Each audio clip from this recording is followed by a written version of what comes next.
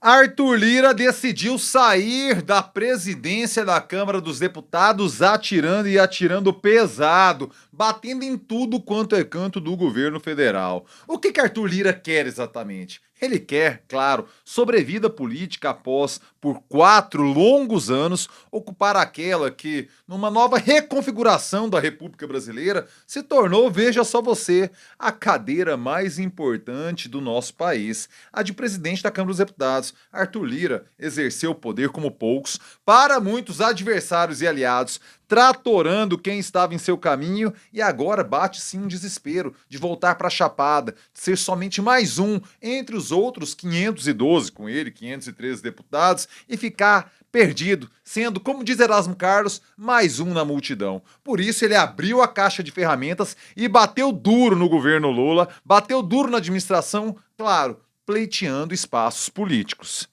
E ele não é bobo, né? Ninguém atinge esse patamar em Brasília sendo um trouxa. Definitivamente Arthur Lira não é um trouxa, tem muita experiência política, acumulou muito poder e sempre é dolorido quando este poder encaminha-se para outra pessoa. No caso, Hugo Mota, aquele que provavelmente será eleito deputado, presidente da Câmara dos Deputados, deputado federal pela Paraíba, amanhã, gravo sexta, amanhã no sábado, lá no Congresso Nacional, no dia 1º de fevereiro, no dia 1º de fevereiro, quando acontecerá a eleição ali na Câmara dos Deputados. Onde que o Arthur Lira abriu a caixa de ferramentas e decidiu distribuir pancadas fartas no governo federal. Ele deu uma longa entrevista ao jornal Globo, aos repórteres Gabriel Saboia e a Vitória Abel, em que ele destrincha a sua visão de mundo e, claro, se colocando como agente político de longo prazo nisso que acontece no Brasil de hoje.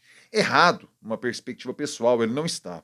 Agora, eu não sei se o método em que ele assume a pancadaria explícita, como, por exemplo, o que o Kassab, Gilberto Kassab, fez essa semana, ao dizer que se a eleição fosse hoje, o PT entraria na disputa não como favorito, mas como derrotado, percebendo que a eleição de 2026 teria um caráter de mudança, e sempre é bom observar aquilo que o Kassab fala, porque o mundo político reconhece como um cara arguto em suas análises.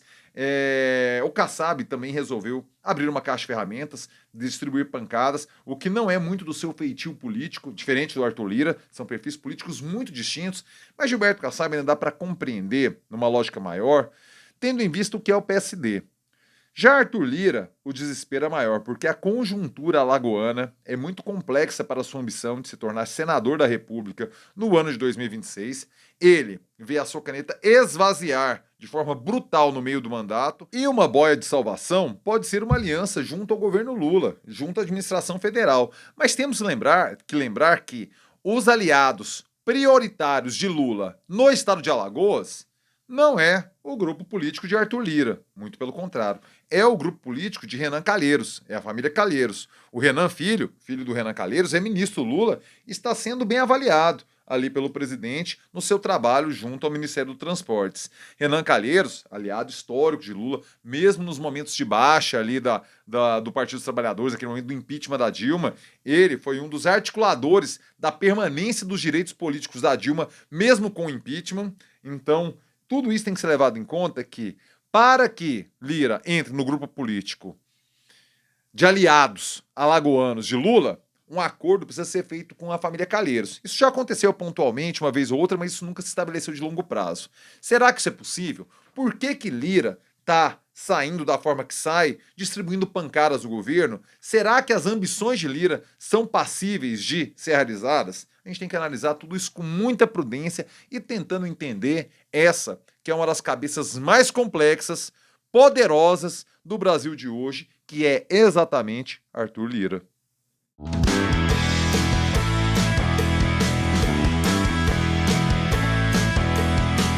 Fala aí, rapaziada, tudo beleza? Bora gravar o vídeo de hoje, sexta-feira, Último dia da semana, último dia do mês de janeiro, sim, 31 de janeiro de 2025. Eu começo na maciota no sapatinho, convidando você que pinta pela primeira vez aqui no canal, você que é por aqui de paraquedas, meu filho e minha filha. Me deu o prazer, a honra de contar com sua nobre companhia. Por favor, inscreva-se agora aqui no canal. Sim, inscreva-se agora, clique no sininho e ative as notificações. É desse jeito, é dessa forma que o YouTube lhe avisa quando pinta vídeo novo por aqui e pinta muito vídeo novo por aqui. Quer me ajudar a garantir a sustentabilidade econômica e financeira do canal? É muito mole, mas principalmente é muito barato. O Clube de Membros na Fita, meu filho. O Clube de Membros na Fita, meu filho. O Clube de Membros na Fita, a partir de três módicos, cretinos, insignificantes. Muito baratinho pra você, que representam muito pra mim.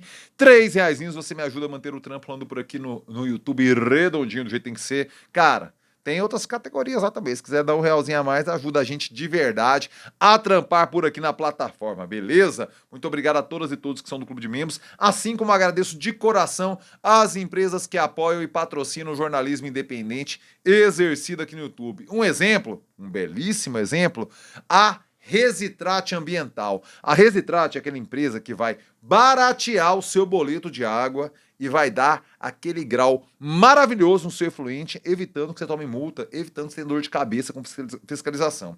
A Resitrate faz o seguinte, ela analisa o perfil do seu empreendimento, que pode ser uma indústria, um lava-jato, uma lavanderia, pode ser uma galeria comercial, um shopping center. Residência pode ser uma residência, um condomínio horizontal, um condomínio vertical. Você vai ter uma demanda brutal, pesada de água, e o boleto vem nervoso. Os caras vão baixar a sua conta de água, certo?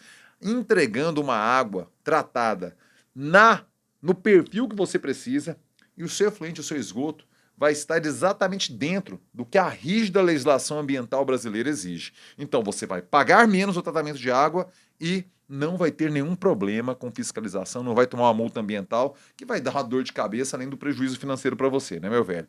Entre lá no Instagram dos caras, @resitrate.ambiental, repetindo, resitrate.ambiental e confira. Vai lá, dá uma olhada, manda uma DM, pede uma visita técnica, o professor Danilo Cunha vai lá na sua empresa sacar de qual é, porque a Resitrate, meu filho, é tecnologia a serviço da sustentabilidade. Muito obrigado, Resitrate, pelo apoio, pelo patrocínio. Muito obrigado a você que diariamente está aqui no canal. Já deixe seu vídeo. Bora fazer um ponto a ponto aqui da entrevista do Lira, certo? Em que ele fala que uma reforma ministerial não salvará o governo e defende a arrumação de baixo para cima. Ele considera, aqui na entrevista, inclusive o link para a entrevista completa no Jornal Globo, tá aqui na descrição do vídeo, como todos os dias eu coloco na descrição dos meus vídeos as matérias que eu me calco para gravar o vídeo aqui. E é importante demais que você leia essas matérias, não fica só em videozinho de YouTube não, cara, aprofunda a sua leitura, qualifica, vai, busca outras fontes, cara, para ampliar o seu olhar, isso é importantíssimo para você que me acompanha aqui. Voltando, ele acha, primeiro ele parte de uma análise de que você tem um voto de oposição que escolheu em 2022 Bolsonaro e você vê um voto em Lula, certo? Quando essa insatisfação das pessoas que votaram em Lula começam a migrar desaprovando o governo, é claro que existe um problema ali, ou de comunicação, ou de política, ou de entrega. Eu tenho a impressão que, claro, o governo Lula está tudo isso mapeado e Lira diz isso, ele vai estabelecer andares. Ele diz que o primeiro andar, ele fala que a reforma ministerial é a cobertura. E não adianta você reformar só a cobertura se essa base da edificação estiver com problemas. Ele fala que o primeiro andar é a vida real das pessoas, que ele classifica economia, emprego e inflação. O sentimento popular, se está algo melhorando na vida real das pessoas. E, de acordo com a leitura de Lira, isso não está acontecendo. Por isso que a desaprovação do governo Lula, segundo a última pesquisa Quest, ultrapassou pela primeira vez, para além da margem de erro, a aprovação mesmo que lá na crise do mensalão isso tenha acontecido, mas ainda estava dentro da margem de erro, que não acontece agora. Então isso, o primeiro andar, o Lira classifica a vida ordinária, nossa, das pessoas, da população. Segundo andar, que ele fala, é articulação política, credibilidade política, é o termo que ele usa. E segundo Arthur Lira, abre aspas, o governo está com déficit, com dificuldades no parlamento, na relação institucional, é preciso solucionar. A partir daí, segundo Arthur Lira, é que é necessário uma reforma do ministerial, dando mais espaço, e Lira, claro, um advogado, quase que um presidente de sindicato dos deputados, reivindica um espaço maior para a Câmara, porque, na opinião dele, está desbalanceado perante o que o Senado tem. Ele acredita que o Senado tem muito mais espaço representação dentro dos ministérios do que a Câmara dos Deputados, e na leitura dele, a Câmara entregou mais que o Senado. Olha aqui o que ele diz, abre aspas. Ainda acho que o Senado ficou mais prestigiado que a Câmara e, no final, a Câmara votou mais fácil com o governo do que o Senado. Existem partidos que estão menos representados e não dão votos, e dão mais votos. Existem partidos, o governo deve ajustar isso, se entender que é a maneira de conseguir apoios. Deve haver uma arrumação de baixo para cima. Só em cima não salvará, não resolverá. O Lula é um animal político muito experiente, mas não pode estar na linha de batalha. Tem que ter gente brigando. Essa frase aqui é reveladora da ambição do Lira. Ele elogia o Lula pessoalmente e diz que ele não pode estar nesse fronte. Ele não pode estar nessa briga diária. Tem que ter gente brigando por ele. Ou seja, ele dá uma pancada naquele que ele já falou, que é um desafeto pessoal, Alexandre Padilha, que é o responsável pela articulação do Palácio do Planalto junto ao Congresso Nacional, e diz que tem que ter gente brigando por ele. Só faltou ele cantar Roberto Carlos agora. Esse cara sou eu. Ele está se colocando ao dispor de Lula para fazer esse papel. Está se colocando como um possível nome para uma articulação política. Veja você que ele preserva a figura do Lula. Ele bate nas pessoas que brigam por ele, que não estariam à altura da qualidade de Lula. Quem é essa pessoa? Alexandre Padilha, evidentemente. Aí, os repórteres perguntam, que é um repórter e uma repórter, pergunta sobre essa fala do Kassab que eu coloquei lá no início do vídeo. Ele responde o seguinte: não posso emitir um juízo de valor, são falas dele. Aí os repórteres perguntam: aceitaria um convite para ocupar uma vaga na Esplanada? Eu não falo sobre conjecturas, responde Lira. O C não existe. Nunca tive conversas com Lula sobre o ministério, nem com nenhum membro do governo. A articulação seria para que Arthur Lira assumisse o Ministério da Agricultura. E os repórteres perguntam especificamente sobre isso. Dizem o seguinte: aceitaria o Ministério da Agricultura? Ele responde: não tenho respostas para algo que nunca foi conversado. Minha obrigação é deixar a presidência com a cabeça erguida e com a sensação de dever cumprido. Os repórteres insistem, fazendo seu papel de jornalistas. O senhor se incomodaria em prestar contas ao PT ou ao Rui Costa caso virasse ministro? Nunca falei disso com ninguém. Não tenho nenhum problema com ninguém. Tenho amigos no PT ou no PL. Veja você que Arthur Lira não fecha portas. Ele deixa aberta, até porque naquela ambição pessoal de ser senador, ser ministro agora, o diferencia desse mar de 512 outros deputados, são 513 no total, ou seja, 512 mais ele, Arthur Lira, que o coloca num patamar diferenciado. Ser ministro não é igual ser parlamentar. Veja você a diferença de status. E claro que existe uma história trágica, politicamente falando, de ex-membros, ex-presidentes da Câmara dos Deputados. É muito difícil ter uma sobrevida política longa ocupando um cargo tão poderoso. A exceção recente, convenhamos, é Michel Temer, que foi presidente da Câmara dos Deputados, depois foi vice-presidente, depois chegou à presidência via impeachment de Dilma. Mas Eduardo Cunha acabou preso e hoje despacha do gabinete da filha, que é deputada. Rodrigo Maia saiu da política.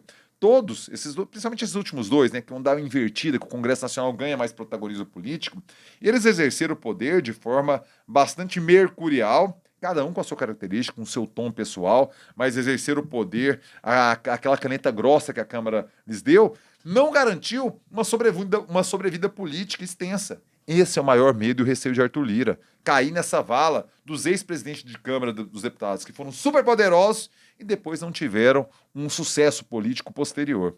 Este é o grande receio, claro, ser ministro de Lula, com a possibilidade de vencer uma disputa para o Senado em Alagoas, o colocaria em outro patamar.